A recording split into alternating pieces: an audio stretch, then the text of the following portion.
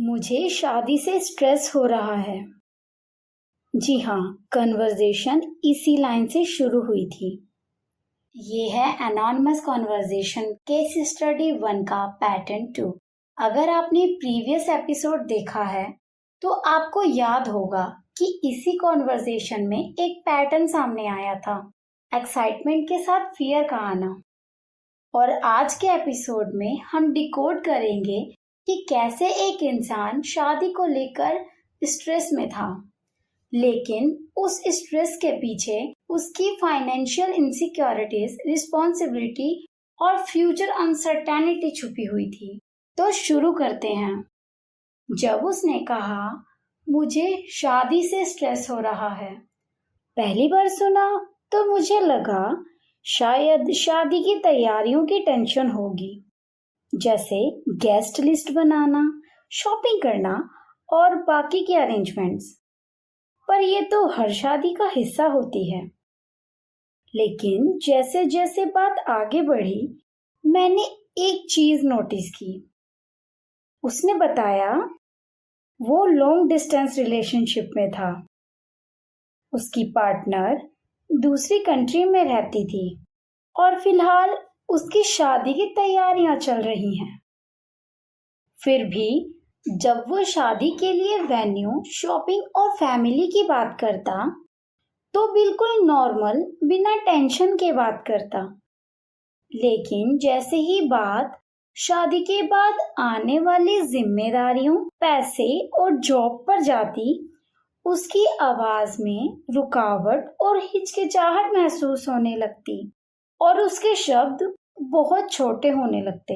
बातों ही बातों में उसने कहा, शादी को लेकर उसके दिमाग में बहुत कुछ चल रहा है।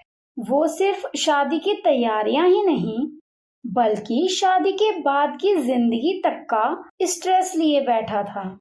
तब भी मुझे यही लगा, शायद शादी का प्रेशर फील कर रहा होगा और ये तो सबको होता है। लेकिन थोड़ी देर बाद उसने एक बात कही। उसने कहा, सबसे बड़ी परेशानी पैसों की है, क्योंकि उसके पास जॉब ही नहीं है।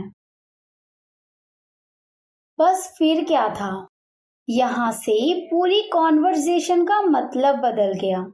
अब जब मैंने पीछे मुड़कर देखा तो समझ आया, जब भी वो शादी बोल रहा था, उसका ध्यान सिर्फ शादी के बाद वाली जिंदगी पर था।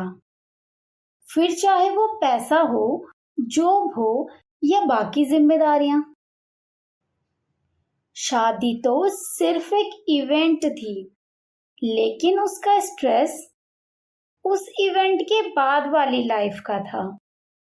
ये सिर्फ इसी कॉन्वर्सेशन की बात नहीं है। ऐसा तो कभी ना कभी हम सबके साथ होता है। जब भी किसी को प्रमोशन मिलता है तो उस पर्सन को बहुत खुशी होती है। वो उस खुशी को सबके साथ सेलिब्रेट करता है। लेकिन धीरे धीरे वही प्रमोशन उसे स्ट्रेस देने लगता है और वो स्ट्रेस होता है एक्सपेक्टेशंस का।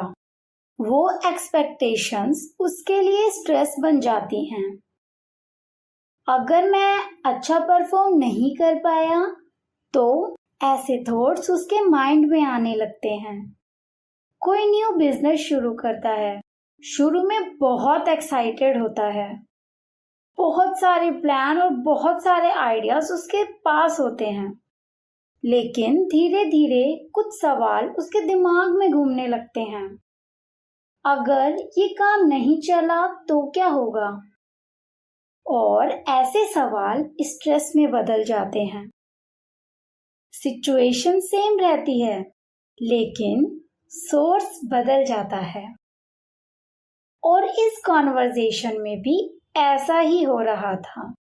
ऊपर से देखने पर शादी की तैयारियां ही थकान लग रही थी, लेकिन जब डीपली देखा तब पता चला कि शादी के बाद आने वाली जिम्मेदारियां, पैसा और नौकरी की चिंता उसकी परेशानी का कारण है।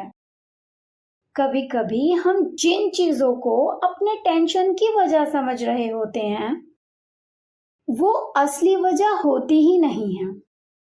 असली वजह तो आने वाली जिम्मेदारियां होती हैं। इसलिए हमें अपने स्ट्रेस की असली वजह को ढूंढना चाहिए। अब आप बताइए, क्या आपके साथ कभी ऐसा हुआ है जब आपने स्ट्रेस किसी और चीज को समझा लेकिन उसकी असली वजह कुछ और थी?